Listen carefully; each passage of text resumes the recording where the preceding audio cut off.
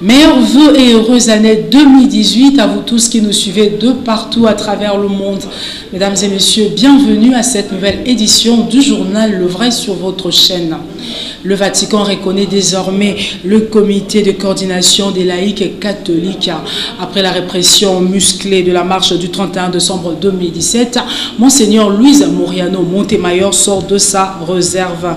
D'abord, il fustige la réaction disproportionnée des forces de sécurité. Ensuite, il annonce d'autres actions dans les mois prochains. Des détails avec Philippe Fumpi. Dans une lettre adressée aux évêques, Luis Moriano Montemayor, nonce apostolique, a mis fin aux polémiques sur le caractère juridique du comité de coordination des laïcs catholiques, CLC.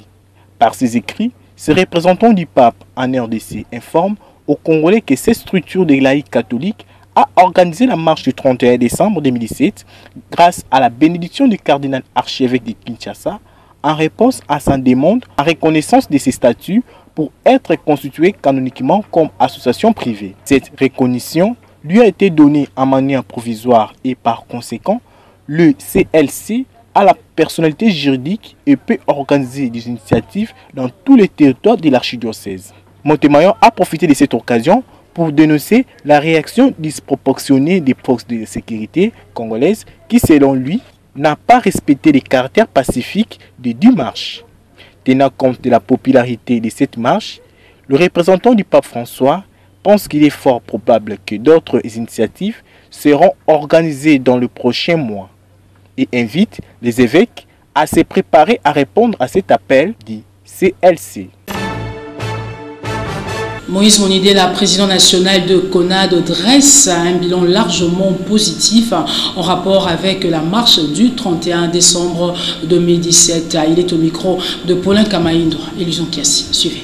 Le bilan est largement positif parce que j'étais à la marche. Moi, j'étais à la cathédrale Notre-Dame. Avant que je quitte chez moi pour arriver là-bas, il y a eu plus de 12 barrières. Ça voudrait dire que l'armée a été mobilisée, l'armée, la police, tous les services et tous les sbires du régime Kabila étaient là. Et s'ils étaient là, c'est parce qu'ils ont senti la mobilisation au zénith, au top des tops, à l'unanimité des analystes. Et ils disent que ça a été une réussite. Et tous les observateurs avertis ont observé que la marche a été suivie. Le message pour marcher, quand bien même on a refusé les gens de marcher, mais les gens étaient mobilisés pour marcher. Ce que Monseigneur Monsengo a dit, chacun de nous le dit d'une autre manière, avec peut-être ses propres mots. Il a essayé de dire tout haut ce que la plupart pensent tout bas, même le président Kabila. Monsieur Kabila a dit plusieurs fois qu'il n'avait même pas 15 collaborateurs valables. C'est un arroseur arrosé. L'évaluation de la marche du 31 décembre avec le comité de coordination des laïcs catholiques. C'était ce lundi au cours d'une réunion à huis clos à 10 h au sein de la paroisse Saint-Joseph dans la commune de Kalam. De politique en politique, l'accord du 31 décembre 2016 a totalisé une année, le 31 décembre 2017. Alors cet accord est-il tombé caduc ou pas à la majorité présidentielle? On répond. François Roubota est secrétaire général du MSR. Il répond aux questions de Justine Luanga et Belgodor Mutombo. Regarde. Ceux qui pensent que l'accord du 31 décembre est tombé caduc, c'est qu'ils en font une mauvaise lecture. L'accord est valide, d'autant plus qu'il a précisé dans ses dispositions, il court à partir de la date de sa signature jusqu'aux élections du président de la République, des députés provinciaux et des députés nationaux. Donc l'accord est toujours valide. Confusion autour du deuil national a eu des répercussions ce lundi sur la reprise des cours dans la ville-province de Kinshasa. Des détails dans cet élément de Justine Luanga et Zikou Bwanda. Nous sommes à l'Institut Lodja dans la commune de Kassavubu. Ici, la reprise de cours n'a pas été effective. En dépit des communiqués de l'école avant les vacances de Noël et celui de la vice-ministre de l'enseignement primaire et secondaire, Mme Thérèse Olenga, Les élèves n'ont pas répondu présent. Mais c'est Jean-Marie Chamala, préfet des études, explique. Avant d'aller en vacances, nous avions pris des dispositions. On a fait des communiqués qu'on a remis aux enfants pour leur faire voir que la rentrée, c'est le 8. Tôt ce matin, un certain nombre de professeurs étaient déjà là et que nous avons constaté l'absence totale des élèves. Alors, deuil national, ça ne voudrait pas dire que les gens ne travaillent pas. C'est plutôt le drapeau qu'on met en berne. Et puis les gens vaguent à leur occupation. Et moi je pense que... Pour cet enseignant, cela est dû à la confusion sur la journée des deuils nationales. Nous sommes là, comme vous le voyez, nous enseignants, mais à notre grande surprise, les élèves ne sont pas venus répondre, nous ne savons pas pourquoi. Peut-être parce qu'il y a eu confusion. Lorsqu'on a décrété deuil national 2 jours, nous avons appris, même certains parents qui nous appelaient pour dire c'est férié. Peut-être c'est ça la raison. Nous demandons aux parents d'envoyer leurs enfants dès demain. Le programme a commencé. Comme preuve, vous m'avez trouvé avec un élève qui est venu. Je lui ai donné la matière. Donc, si les enfants ne venaient pas, nous n'allons pas terminer le programme complet. Les parents n'ont-ils pas eu peur d'envoyer leurs enfants à l'école à cause du climat politique actuel? La question reste posée. Enfin, quel est le dauphin de Joseph Kabila? Une situation qui crée la guerre au sein de la majorité présidentielle. Et on croit un article rendu public par nos confrères de Scoop RDC.net. Un coup bas politique serait fort monté contre la FDC, parti cher à Modeste Bahati Lukwebo, utilisant Joseph Kokoniangi comme un pion pour l'offusquer. Paulin Kamaïndoa nous fait le décryptage. L'homme était il y a peu inconnu des Congolais et du monde politique.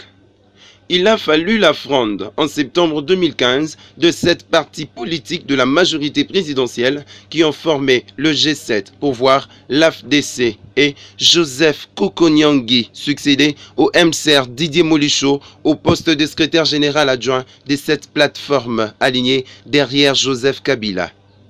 Seulement, l'homme Kokoniangi, qui est monté en puissance dans 2 ans et est devenu incontournable au sein de la majorité présidentielle, aurait reçu une autre mission, celle de déstabiliser le chef de file de son parti, Modeste Bahati. En effet, élu de la circonscription des Pangui dans les Maniema pour le compte de l'AFDC, l'inconnu d'hier, Joseph Kokoniangi, serait actuellement coaché par le patron de l'administration présidentielle pour faire prochainement ombrage à Modeste Bahati, soupçonné déjà de rébellion tacite au sein de la majorité au pouvoir.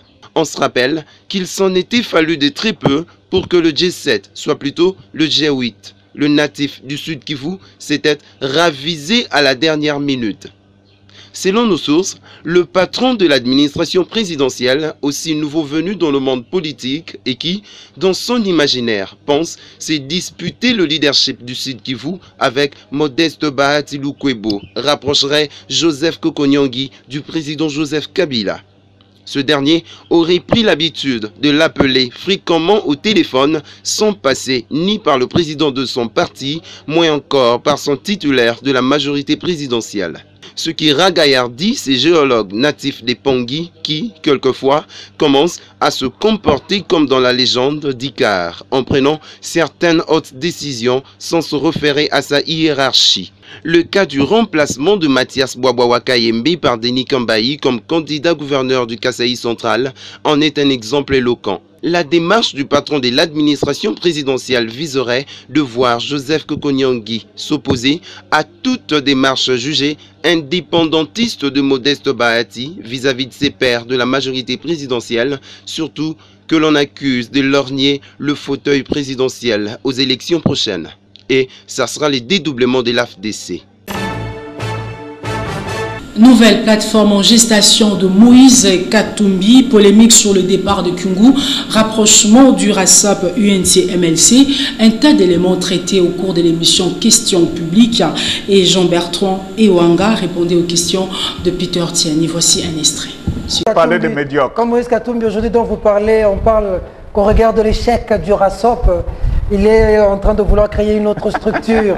Parce qu'ils ont constaté. Qui est très taquin. Parce qu'il faut constater qu'au sein du RASOP, il y a peut-être aussi des médiocres là-bas. Hein? Au contraire, Moïse Katumbi est fondateur du RASOP. avec, à la mémoire, heureuse mémoire de feu Estienne Tshisekedi. Il n'a pas intérêt de multiplier plusieurs plateformes, mais il imagine au sein du RASOP renforcer son équipe. Ça, c'est une organisation intérieure. Moïse, Félix, qu'est-ce qui se passe? Il semble que ça sent le roussi entre les deux maintenant. Ah, vous m'apprenez des choses. Ça passe bien, le courant passe bien. Faites attention maintenant, Peter. Je vais vous dire, j'ai suivi, j'étais quelque part. Les leaders de la majorité, ils vont dans les églises de réveil prier pour que la majorité, le RASOP implose. Ils sont dans les églises. Ils vont voir les sorciers, le chercher pour ça. En tout cas, Kyungu a rencontré le président du CELS, Joseph Olengankoy. Puis Kyungu se retire du RASOP Katanga. Et aujourd'hui, on le signale en Afrique du Sud. Que se passe-t-il avec Kyungu? Certains vont même jusqu'à dire, non, vous êtes en train de vous endormir. Maintenant, le pouvoir utilise le doyen Katebe Katot, que je respecte beaucoup. Oui. Je respecte les doyens, le président Katebe, parce que Moïse veut revenir en passant par Katebe pour revenir et que Katebe sera désigné Premier ministre. Ça, c'est de l'intox et de l'intoxication des fameux communicateurs de la majorité. Ça, il faudrait l'unité, selon vous, de l'opposition, dans le RASOP, Vital Kamere, MLC. Est-ce que le MLC peut nous amener quelque chose? Oui. Monsieur Vital Kamere. Et s'il faut arrondir les angles jusqu'à Vital Kamere, moi je suis preneur. Je ne vois pas un problème. Martin Fayol le dit, il ne faut même pas. S'il entre, lui quitte. Non, le problème de Martin, nous disons que lorsqu'on parle... Kabound aussi a dit la même chose. Et ils peuvent être... Ça n'engage qu'eux-mêmes. Vous dites, moi je ne veux pas, mais ça vous regarde. Mais si vous partez, la lutte continue. Parlons santé à présent, pas de prime de risque depuis 2 ans pour les chirurgiens dentistes. À travers un mémo déposé au ministère de la Santé, ce collectif des chirurgiens dénonce. Au micro de Philippe Vumpi et Belgodor Moutondo. Regardez. L'ouvrier mérite son salaire dû la Sainte Bible, mais la situation de ces chirurgiens dentistes ne va pas de pair avec cette parole sainte. Il y a 2 ans, ces hommes de santé ne bénéficient pas de leur prime. Ils expriment leur mécontentement. Nous sommes les chirurgiens dentistes non encore alignés à la prime de risque. Notre problème a été soumis aux autorités depuis un certain bout de temps, mais nous avons constaté que nous sommes oubliés. C'est pour cette raison que nous venons aujourd'hui soumettre notre problème à notre ministre tutelle, c'est-à-dire le ministre de la Santé et aussi le ministre en charge du budget pour pouvoir prendre notre cas en compte et nous donner une suite par rapport à nos revendications. Nous réclamons notre alignement à la prime des risques parce que nous travaillons depuis 2 ans en moyenne pour certains d'entre nous, mais nous n'avons jamais été alignés à la prime des risques. C'est pour ça que nous sommes venus pour que le gouvernement puisse s'occuper de nous afin que nous soyons alignés à la prime des risques. Notre médecine est une médecine spécialisée et généralement nous sommes très peu nombreux. Par exemple, pour notre cas, de ceux qui ne sont pas encore alignés à la prime des risques, nous sommes plus ou moins 170 sur toute l'étendue de la République. Autant nous comparer aux autres avec qui nous avons été à la faculté, nous trouvons que c'est injuste de penser aux autres et de ne pas penser à nous, alors que nous sommes tous en train de faire le même travail. Nous venons là-bas tous de la même faculté, nous faisons le même travail dans des hôpitaux. Chacun prend en charge un malade du début à la fin. Mais nous sommes oubliés, nous trouvons que cela est... Au gouvernement de remédier à ces problèmes afin que ces Congolais bénéficient de leurs primes et salaires. Et on revient sur la marche du 31 décembre 2017 et dans cet entretien du professeur Tsaman qui répond aux questions de Guillaume Samba. Suivez. De toute façon, il y a un grand principe qu'il faut quand même retenir pour dire que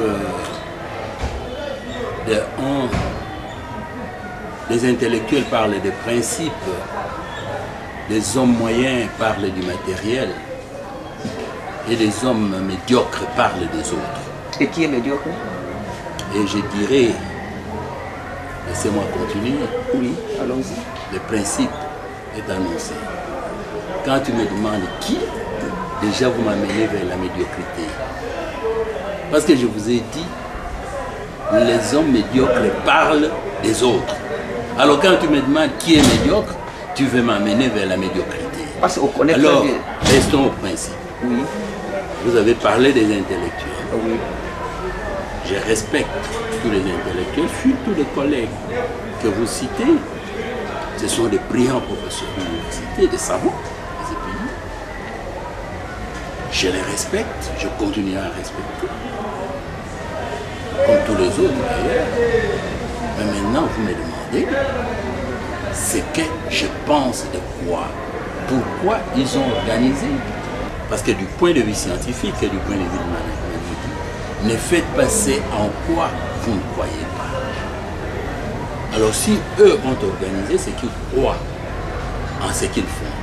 La question est de savoir si moi je partage leur opinion ou je crois moi à ce qu'ils ont fait. Libre avis. C'est là la différence. Okay. Mon avis c'est que le principe est bon. C'est tout à fait normal que quelqu'un puisse réagir. Et réagir aussi peut être le non-réagir. La question est de savoir, est-ce que le moment était de pouvoir agir sans jeter la pierre, réagir le 31 décembre, une date qui est reconnue comme tous, comme date d'accalmie, de la paix, de réjouissance. Choisir cette date-là, pour moi, ce n'était pas décent. Mais pour les autres, il y avait peut-être une raison. Parce que cette date était une date repère. Le conseil, c'est que parlons. Oui. Le conseil, c'est que négocions. Exactement. Le conseil, c'est que allons-y. Okay. De l'avant, trouvons-nous pour trouver une solution. Et le conseil, le problème doit être considéré dans sa globalité. Okay. Ne pas individualiser les problèmes, ne pas personnaliser les problèmes, parce qu'à ce moment-là, vous créez un vide à l'absence de l'individu. Un rappel, professeur, sur la date du 4 janvier 1959. La date du 4 janvier, je crois que c'est une fois de plus date repère. Mais repère, ça signifie quoi? La situation, si nous devons analyser ça en termes de mythes, il y a eu, nous sommes en présence de deux mythes. Okay. Premier, il y a des gens qui croient, je suis blanc, je suis occidental, je suis puissant, j'ai de l'argent, tous les Africains ne sont rien, tous les Noirs ne sont rien, tous les chefs d'État africains ne sont rien, les Africains sont incompétents. Est-ce qu'on peut parler au dialogue? D'abord, je veux vous dire que il y a un principe qui dit qu'il ne faut pas affronter en pot de fer. Okay. Alors pour ça, cessez d'individualiser les choses. Cessons de personnaliser des problèmes bibliques. Mais voyons l'intérêt de la nation. Ce pays nous appartient à nous tous. Professeur. Il faut y aller. L'honorable Franck Diongo, depuis la prison, n'est pas resté indifférent à la marche du 31 décembre à travers un message de vœux qui est lu par son secrétaire général, Maître Nico Maengele. L'honorable a joint sa voix à celle des prélats catholiques. Des détails dans cet élément en grand format. Regardez. Message de vœux de l'honorable Franck Diongo, héros vivant, adressé au peuple congolais à l'occasion des festivités du Nouvel An 2018. Chers compatriotes, en dépit de mon état de santé toujours alarmant, je me sens obligé de vous faire parvenir ces mots en rapport avec la situation nationale de l'année 2017, couronnée par la répression aveugle de la marche des chrétiens par l'État contre le peuple. Cela constitue d'emblée une grave atteinte à la liberté d'expression et de culte dans les pays. Au crépuscule de l'année 2017 et à l'aube de celle 2018, la République démocratique du Congo, notre chère patrie, se trouve une fois encore endeuillée, car son peuple non violent, guidé par ses prêtres, main nue, priant Dieu, sévit en date du 31 décembre dernier, avant, pendant et après la célébration eucharistique dans les paroisses catholiques éparpillées à Kinshasa et à l'intérieur du pays, massacrés par balles, traumatisés, pourchassés, grièvement blessés, dépossédés de ses biens, y compris les offrandes et dîmes du Seigneur, avant d'être torturés et enlevés par la soldatesque du régime hors mandat de M. Kabila, dont les second et dernier mandat constitutionnel avait pourtant expiré depuis le 19 décembre 2016, le jour où d'autres vaillants Congolais épris d'alternance démocratique avaient été tués par le même pouvoir qui, à la même date, procédait à mon arrestation cruelle et politique ainsi qu'à celle de plusieurs compatriotes à travers le pays. Chers compatriotes, les Congos saignent. Nul ne peut fêter quand la famille Congo est en deuil. Raison pour laquelle, au nom de mon parti et au mien propre, je présente à toutes les familles éplorées et à l'Église catholique universelle, sciemment profanée et désacralisée, mes condoléances les plus attristées au moment où les institutions illégitimes du pays, sans compassion ni humanisme, ont préféré garder le silence des cimetières, à la fois gênant, complice et coupable. J'ai joint à cet effet ma voix à celle de l'archevêque de Kinshasa, le cardinal Laurent Monsengo, au fin de condamner avec force ces actes de barbarie, œuvre d'un État contre le peuple, dont la cruauté a dépassé les seuils du tolérable. Contrairement au message de l'illégitime président Kabila, resté évasif dans ses mots et silencieux quant à son avenir politique, le bilan national de l'année passée est catastrophique. Et c'est sur tous les plans, notamment politique, économique, financier, social, sécuritaire et humanitaire. Rappelons que l'année 2017 a été marquée dès février par le décès inopiné du père de la démocratie, mon maître, je cite, Dr Étienne Tshisekedi d'heureuse mémoire. Cette perte immense a toutefois permis aux uns et aux autres de se démasquer au point de vendre leur âme au diable en échange de postes et intérêts politiques éphémères.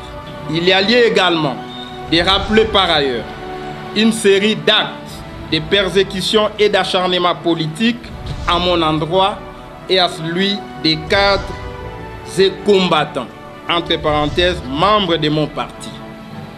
Il s'agit notamment du bombardement armé du siège du MLP le 19 septembre 2016, le meurtre de 12 de nos combattants, enlèvement et torture de ces derniers en décembre 2016 et en décembre 2017, pillage et destruction de ma résidence officielle, privation de la carte d'électeur, des droits de visite et de soins de santé, ainsi que de médicaments aux prisonniers politiques et malades que je suis.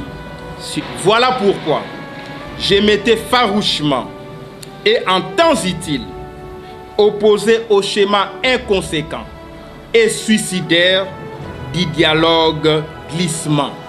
Mandana Isili, moi je ne crois pas que M. Kabila peut avoir la bonne foi d'aboutir à quelque chose de sincère. Donc la main tendue là, je doute de la sincérité de M. Kabila, avec tout le respect que je le dois. Ce qui a valu mon emprisonnement injuste à dater du 19 décembre 2016, mon exclusion de la liste électorale, privation donc par la CENI de ma carte d'électeur, faisant de moi un apatride dans mon propre pays. Mais aujourd'hui, l'histoire a démontré que la voie de la perdition politique est vaste et impitoyable. Franck Diongo avait raison, clame le peuple. Si on l'avait suivi, le pays serait l'an dernier libéré de ces démons politiques qui se recrutent tant dans le pouvoir que dans l'opposition. Tel est le verdict rendu par le tribunal de l'histoire. Par ailleurs, saisi par une plainte de mes avocats belges et congolais, en rapport avec ma condamnation injuste à 5 ans de prison, comme prétendu auteur intellectuel, là où les supposés auteurs matériels ont écopé une peine de 7 mois de prison. L'Union interparlementaire a, en date du 18 octobre 2017, rendu son verdict à Saint-Pétersbourg. En voici la quintessence. Les procès Franck Diongo n'étaient ni justes, ni équitables, ni contradictoires. L'État congolais doit les libérer sans délai, car arrêtés pour des raisons politiques et dans un contexte purement politique. La résolution condamnant l'État congolais lui a été dûment notifiée pour exécution. Chers compatriotes, eu égard à ce qui précède, je ne peux que formuler à l'endroit de mon peuple les vœux de résistance démocratique et de lutte pacifique jusqu'à la libération effective de la République démocratique du Congo de main des dirigeants illégitimes, criminels, insouciants et prédateurs, ainsi que corrompus et corrupteurs. Faire au cours de cette année 2018 l'application salvatrice des dispositions de l'article 64 de la Constitution dans l'unique but de sauver la République en danger permanent. D'autant que M. Kabila a une conception militariste et héréditaire du pouvoir.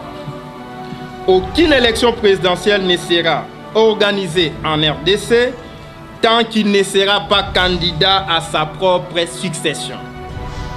Agir tôt, c'est épargner le pays d'une féroce dictature qui profile à l'horizon, à l'instar de martyrs et pères de l'indépendance qui avaient, au moment opportun, libéré le pays du joug colonial.